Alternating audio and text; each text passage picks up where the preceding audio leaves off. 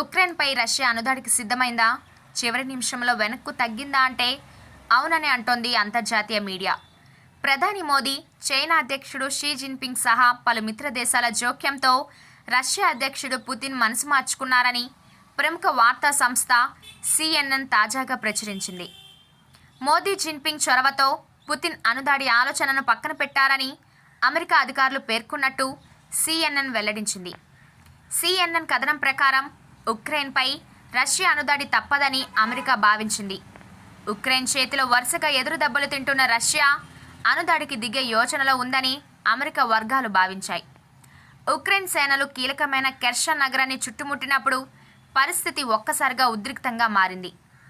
కెర్సన్ను కోల్పోతే రష్యా అనుదాడికి దిగొచ్చనే భయాలు వెలువెత్తాయి. Ukraine దట్టి బాంబులను వినియోగిస్తోందన్న సాకుతో Russia అణుబాంబును ప్రయోగించవచ్చని America ఆందోళన చెందింది.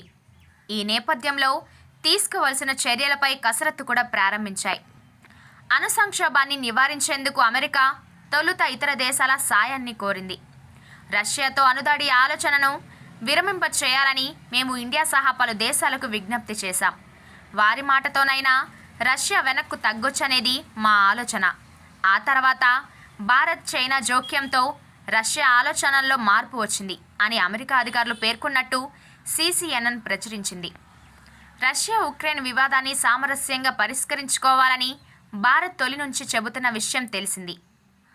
ఇది యుద్ధాలు చేసే కాలం కాదని ప్రధాని మోదీ గత ఏడాది షాంఘై కోఆపరేషన్ ఆర్గనైజేషన్ సమావేశంలో స్పష్టం చేశారు.